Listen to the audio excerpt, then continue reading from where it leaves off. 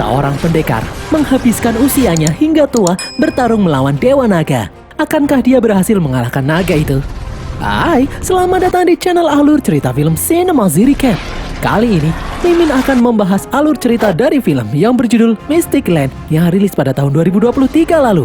Tak usah berlama-lama lagi, langsung saja kita masuk ke dalam alur cerita film Mystic Land.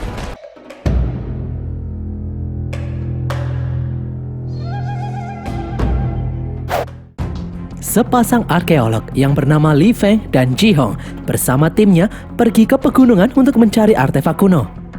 Di dalam gua, Li Feng berhasil menemukan kuil yang dikelilingi oleh patung kepala ular.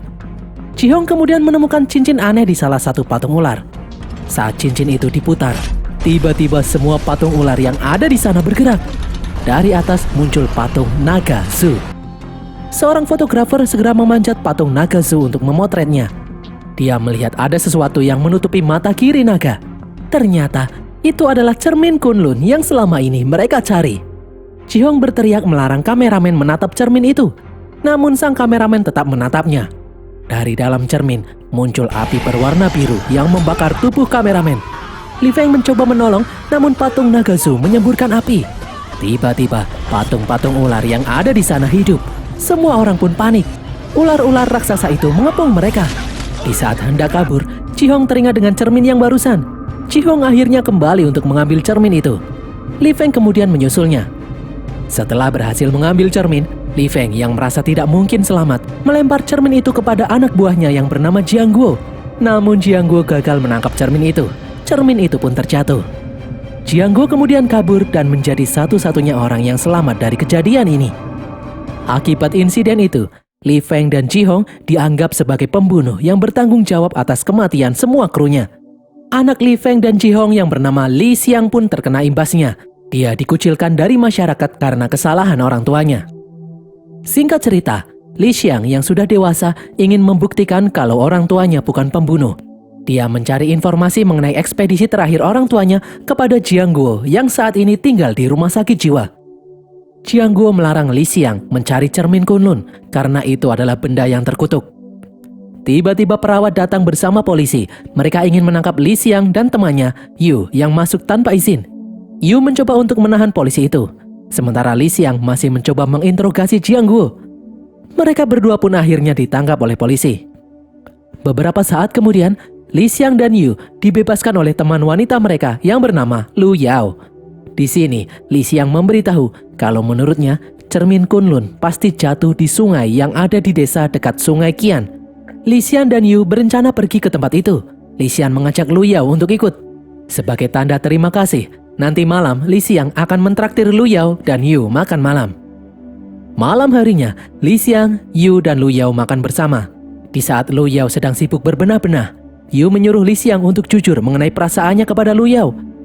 Yu tahu kalau Lu Yao selama ini juga menyukai Li Xiang. Namun Li Xiang ragu-ragu karena dia merasa mereka bertiga adalah sahabat sejak kecil. Di dalam rumah, di saat Lu Yao membereskan surat-surat, dia menemukan sebuah surat dari desa Wuxi. Setelah diperiksa, ternyata desa Wuxi adalah desa yang terletak di dekat sungai Qian. Li Xiang langsung membuka surat itu. Di dalamnya ada foto cermin Kunlun dan tim penelitian orang tuanya. Si pengirim mengatakan kalau cermin itu mungkin begitu penting bagi Li Feng dan Ji Hong. Si pengirim meminta ahli warisnya untuk mengambil cermin itu di desa Wuxi. Selama ini Li Xiang dikucilkan oleh masyarakat karena mereka menganggap orang tua Li Xiang telah membunuh anggota tim ekspedisinya. Jika Li Xiang bisa menemukan cermin Kunlun dan saksi mata, maka orang tuanya akan bebas dari semua tuduhan. Di sini, Yu bertekad akan membantu Li Xiang dalam mencari cermin itu. Tiba-tiba Yu disuruh oleh ibunya untuk masuk, karena ibu Yu tidak suka dengan Li Xiang yang dituduh anak pembunuh. Li Xiang kemudian meminta tolong Lu Yao membeli tiket untuk pergi ke desa Wuxi. Di sini, Lu Yao yang sudah tidak tahan lagi bertanya apakah Li Xiang menyukainya.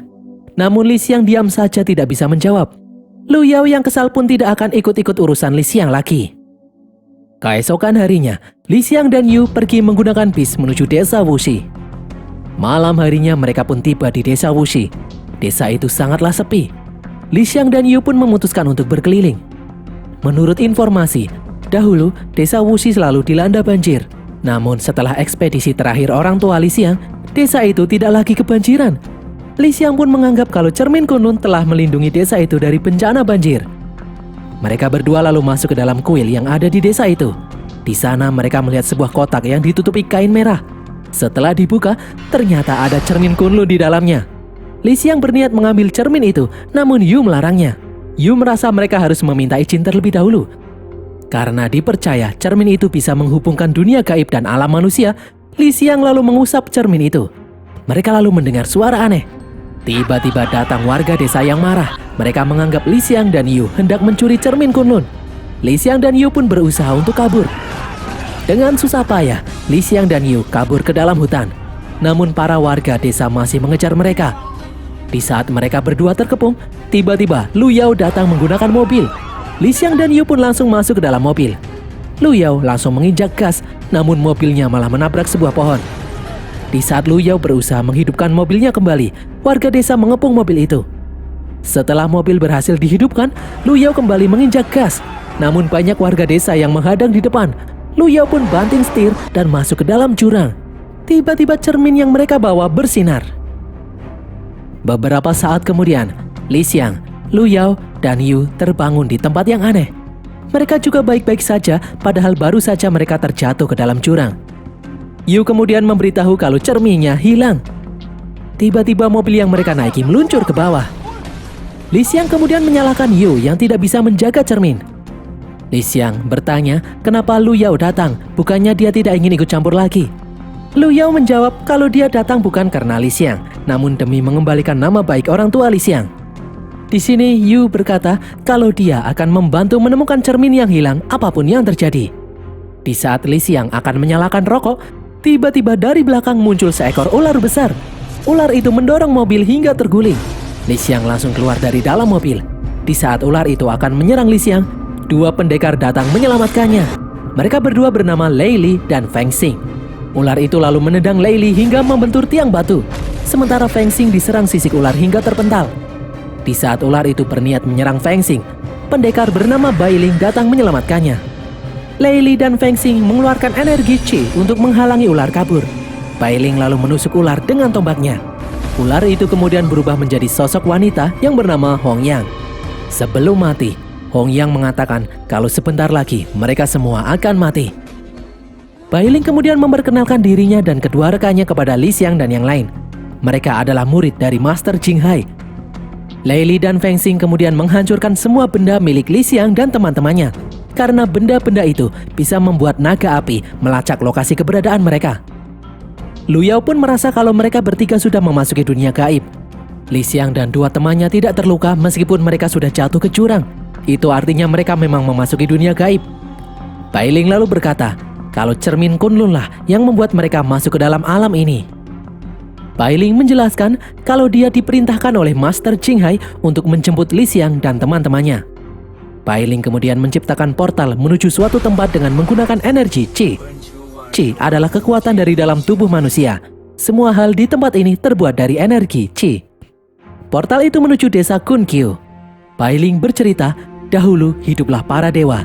Hingga suatu hari muncul makhluk jahat yang bernama Naga Shu yang menganggap dirinya adalah dewa terkuat. Naga Shu membuat keonaran di alam ini. Saat ini, Naga Shu terkurung di istana Chunyang. Dia tidak akan bisa keluar tanpa bantuan cermin Kunlun. Sementara itu di tempat yang tadi, muncul sosok misterius. Dia adalah naga api, anak dari Naga Shu. Naga api mengambil rokok milik Li Xiang. Dengan bantuan putung rokok itu, dia bisa melacak lokasi keberadaan Li Xiang saat ini. Naga api kemudian menghidupkan kembali Hong Yang. Di desa Kunkyu, Bai Ling membawa Li Xiang dan teman-temannya ke kuil Master Jing Hai. Li Xiang dan yang lain pun terkejut melihat penampakan Master Jing Hai yang sudah menjadi mumi.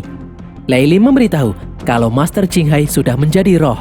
Dahulu kala, Master Jing Hai meminjam kekuatan dewa kuno untuk mencongkel mata kanan Naga Shu yang merupakan cermin Kunlun. Hal itu berhasil membuat Naga Shu dalam keadaan tidur abadi. Namun mata kanan Naga Shu yang merupakan cermin Kunlun itu menghilang entah kemana. Bai Ling mengatakan jika Li Xiang ingin mengetahui di mana letak cermin itu berada, maka dia bisa menanyakannya kepada roh Master Jing Hai di dalam kuil. Bai Ling lalu mengeluarkan tenaga chi mereka untuk membuka pintu kuil itu. Li Xiang, Yu, dan Lu Yao kemudian masuk ke dalam kuil. Di dalam, mereka melihat satu buah patung besar yang dirantai. Setelah pintu ditutup kembali, tiba-tiba patung besar itu bergerak. Li Xiang dan yang lain pun panik. Yu bertanya kepada patung itu, siapa tahu patung itu mengetahui di mana letak cermin berada. Namun patung itu malah memukul Yu. Patung itu mengamuk tak karuan. Li Xiang ingin menolong Lu Yao, namun dia terkena pukulan palu. Giliran Lu Yao mencoba menolong Li Xiang, namun patung itu memukulnya hingga terlempar. Dari belakang, Yu yang sudah bangkit mengambil palu kecil dan menyerang patung. Namun patung itu langsung melempar Yu. Li Xiang lalu mengambil tongkat besi. Li Xiang menusuk kepala patung itu hingga putus. Namun patung itu hidup kembali menggunakan kepala lain. Di luar, Bai Ling melihat dupa yang masih menyala. Itu artinya Li Xiang dan yang lain masih hidup. Jika Li Xiang dan teman-temannya bisa mendapatkan kekuatan Qi dari Master Jinghai, itu artinya mereka bertiga adalah benar-benar pahlawan yang diramalkan akan membantu desa ini. Di dalam, Li Xiang, Yu, dan Lu Yao berusaha melawan patung. Namun patung itu benar-benar kuat. Lu Yao pun pingsan, sedangkan Yu tidak berdaya karena terus-terusan diserang patung. Sementara Li Xiang juga tidak bisa apa-apa. Sayup-sayup, Li Xiang mendengar suara yang mengatakan kalau dua sahabatnya ini akan mati akibat kesalahan Li Xiang. Patung raksasa lalu membanting Li Xiang dan kemudian mengarahkan palunya. Tiba-tiba, Lu Yao dengan mudah bisa menahan palu raksasa itu. Lu Yao juga berhasil menghancurkan patung itu hingga berkeping-keping. Lu Yao mendapatkan kekuatan Qi dari Master Jinghai. Secara ajaib, Yu mengumpulkan keping patung itu menjadi bola. Ternyata, Yu juga mendapatkan kekuatan Qi. Kepingan-kepingan patung itu lalu berkumpul kembali dan berkata kalau Naga Zu sudah menemukan lokasi tempat ini. Sepertinya petaka yang diramalkan akan segera terjadi. Tiba-tiba muncul sosok pria tua. Itu adalah roh Master Jinghai. Jinghai mengatakan dahulu dia pernah membuat ramalan yang berbunyi akan muncul kekuatan ajaib di saat petaka terjadi. Kekuatan itu akan membantu menyelamatkan desa Kunkyu. Kekuatan ajaib itu adalah Li Xiang, Yu, dan Lu Yao. Jinghai meminta Li Xiang dan teman-temannya membantu kota Kunkyu dari ancaman Naga Zu. Namun ternyata Li Xiang menolaknya karena dia datang ke sini untuk mencari cermin Kunlun agar mereka bisa kembali pulang. Melihat tingkah Li Xiang yang egois, Master Jinghai teringat dengan adik seperguruannya karena mereka berdua mirip. Jinghai bercerita, selama ribuan tahun, dia dan penduduk kota Kunkyu bertempur melawan Naga Zu. Jinghai menyalahkan adik seperguruannya yang membawa kabur cermin Kunlun. Li Xiang pun tertarik mendengar Jinghai menyebut cermin Kunlun ada pada adik seperguruannya. Li Xiang kemudian menawarkan kesepakatan kepada Jinghai. Mereka akan membantu kota Kunkyu asalkan mereka diberitahu di mana letak cermin Kunlun berada. Master Jinghai pun memberitahu kalau saat ini adik seperguruannya tinggal di balik rawa petir. Li Xiang, Yu, dan Lu Yao kemudian keluar. Semua penduduk Kunkyu merasa senang karena Li Xiang dan teman-temannya berhasil mendapatkan kekuatan Qi. Itu artinya mereka bisa membantu warga kota mengalahkan Naga Zu. Namun Li Xiang berbohong. Dia mengatakan kalau Master Jinghai tidak menyuruh mereka bertiga melindungi kota Kunkyu, melainkan menyuruh Bai Ling untuk mengantar Li Xiang dan teman-temannya itu pergi ke rawa petir untuk mengambil cermin Kunlun. Mendengar hal ini, semua penduduk kota pun tidak percaya. Master Jinghai tidak mungkin berkata seperti itu. Bai Ling pun menengahi. Dia percaya apapun yang dikatakan oleh Master Jinghai. Bai Ling lalu menyuruh Li Xiang dan teman-temannya untuk bersiap-siap. Mereka akan diantarkan menuju rawa petir. Di tempat lain, naga api dan Hong Yang berusaha menghancurkan perisai yang melindungi kota Kunkyu.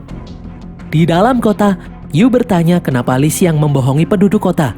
Li Xiang menjawab kalau dia tidak ingin dua temannya ini celaka. Namun Yu sendiri malah tidak ingin pergi. Dia ingin melindungi kota ini. Jinghai memberikan kekuatan Qi kepada mereka agar mereka bisa melindungi kota. Li Xiang pun berkata kalau semua yang terjadi saat ini hanyalah mimpi dan mimpi ini akan segera berakhir. Namun Yu bersikeras tetap ingin menolong penduduk kota. Li Xiang pun meminta pendapat Lu Yao. Lu Yao menyuruh Yu untuk mengikuti Li Xiang fokus mencari cermin. Bai Ling lalu menyuruh Feng Xing dan Lei Li mengantarkan Li Xiang dan teman-temannya menuju rawa petir. Mereka pun pergi menggunakan portal. Sementara itu, penduduk desa bersiap-siap menyambut kedatangan naga api dan Hong Yang. Beberapa saat kemudian, naga api dan Hong Yang berhasil memasuki kota Kunkyu. Bai Ling memerintahkan warga kota untuk menyerang. terjadi pertarungan hebat antara warga kota Kunkyu melawan naga api dan Hongyang. Kekuatan Chi dari naga api sangatlah kuat sehingga bisa melempar beberapa orang sekaligus. Naga api dan Hongyang membantai semua warga kota Kunkyu. Di tempat lain, dari alam bawah sadar, Lu Yao menyaksikan penduduk kota yang sedang dibantai. Feng Xing memberitahu kalau kekuatan Chi di dalam tubuh Lu Yao memiliki hubungan dengan kekuatan Chi di dalam tubuh penduduk kota. Itulah sebabnya dia bisa melihat pembantaian ini. Ternyata Yu juga melihat hal yang sama. Feng Xing memberitahu untuk membangkitkan naga Su, naga api harus memusnahkan semua kekuatan Chi dari desa Kunkyu. Jika naga Su berhasil dibangkitkan, maka tempat ini akan mengalami petaka. Di istana Chunyang, tempat naga Su tertidur, terdapat patung tangan-tangan berapi. Satu tangan menunjukkan kekuatan Chi dari satu warga kota. Di saat api di tangan itu lenyap, berarti orang itu telah meninggal. Di tempat lain, naga api berhasil membunuh Bai Ling, sehingga tidak ada yang tersisa lagi dari kota Kunkyu. Yu pun meminta Li Xiang untuk kembali ke kota, karena sebelumnya mereka sudah berjanji kepada Master Jinghai untuk melindungi kota. Mendengar hal ini, Lei Li akhirnya tahu kalau Li Xiang berbohong. Lei Li pun emosi. Li Xiang lalu berkata jujur, dia mengaku kalau dia tidak memiliki kekuatan Chi. Sampai saat ini dia belum bisa merasakannya.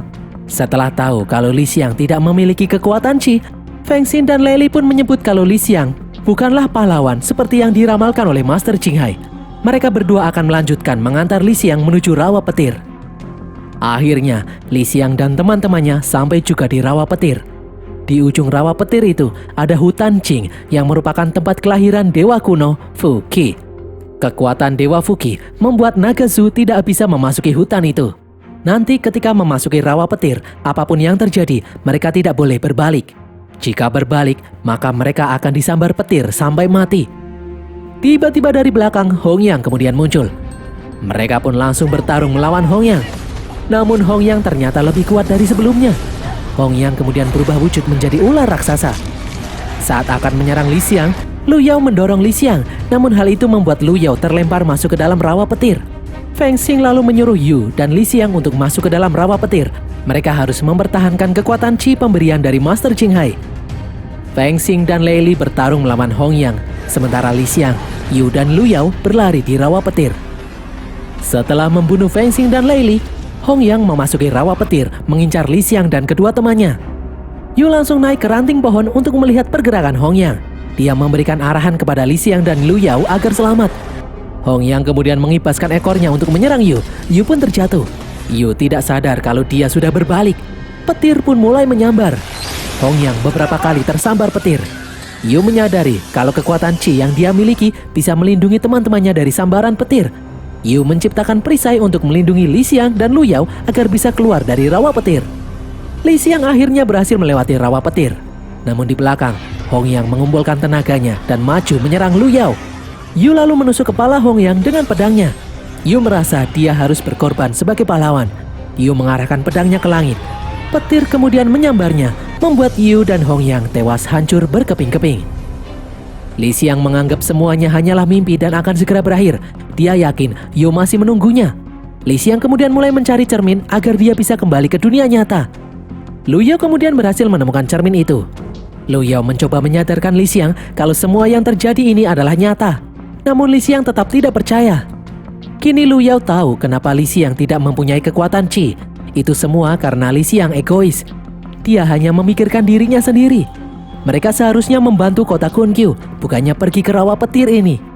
Li Xiang kemudian meminta Lu Yao menggenggam tangannya. Namun Lu Yao ragu. Tiba-tiba di rawa petir ada sosok yang mirip Li Xiang meminta tolong kepada Lu Yao. Lu Yao berniat menolongnya, namun Li Xiang yang ada di sampingnya melarangnya. Dia berkata kalau itu adalah sebuah jebakan. Lu Yao yang bingung kemudian bertanya, bagaimana perasaan Li Xiang kepadanya? Li Xiang yang ada di sampingnya hanya diam saja. Sementara Li Xiang yang ada di rawa menjawab kalau dia sangat mencintai Lu Yao.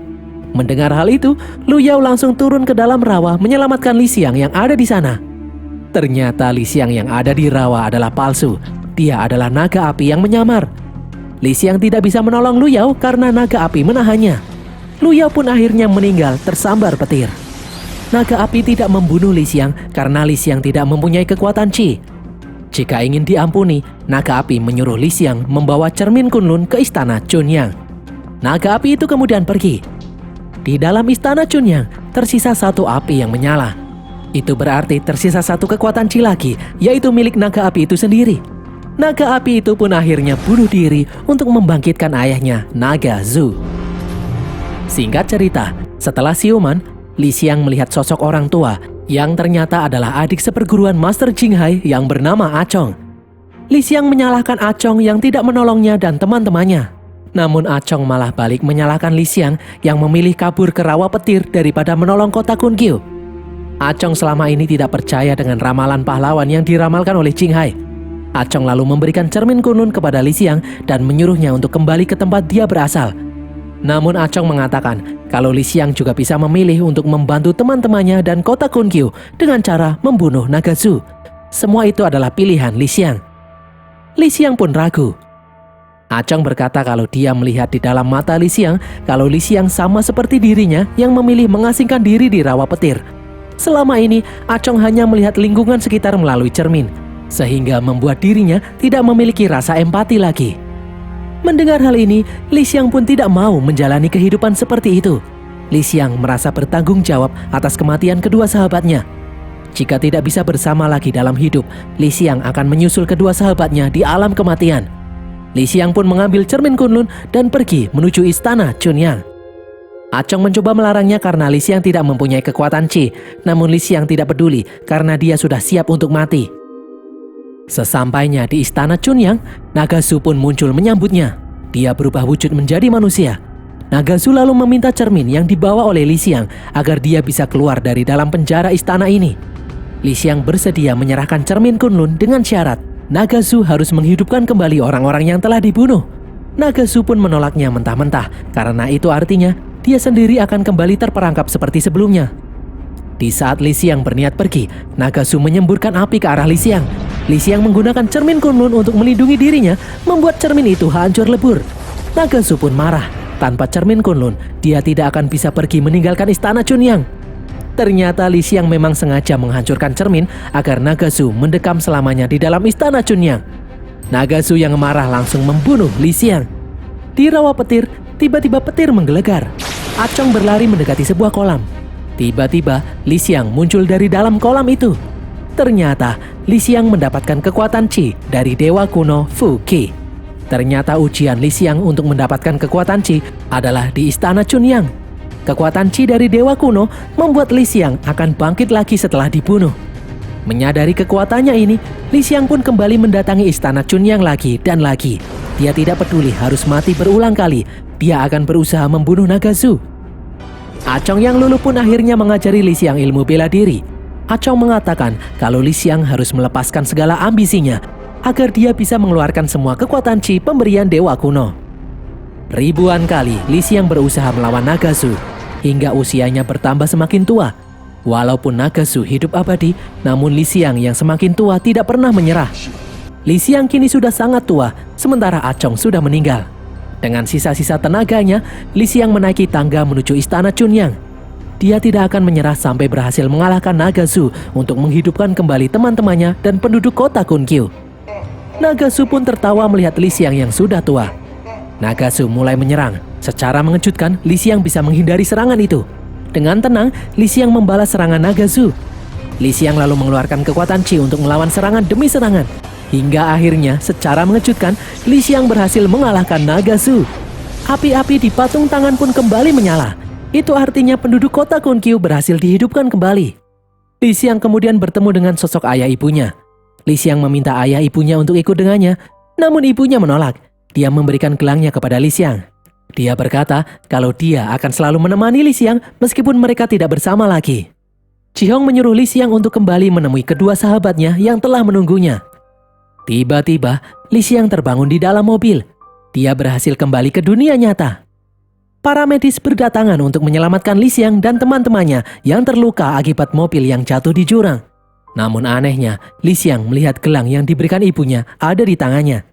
Setelah kembali pulih, Li Xiang, Yu, dan Lu Yao menemui penulis surat. Dia adalah anak dari pemandu ekspedisi orang tua Li Xiang.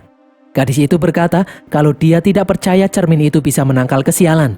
Daripada disembah oleh warga desa Wuxi, lebih baik cermin itu diberikan kepada orang yang tepat. Untuk itulah dia mengirim surat kepada Li Xiang. Gadis itu lalu memberikan sebuah kamera yang dulunya dipakai oleh orang tua Li Xiang.